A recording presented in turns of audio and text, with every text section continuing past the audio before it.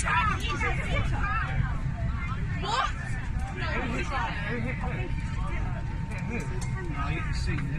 Please, everybody, if you want to see anything because you're inside the cabin, so please, everyone, please sit down and fasten your seatbelt, love.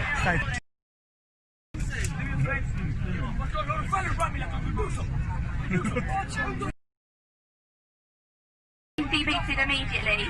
We are not ready to disembark the aircraft. Please sit down.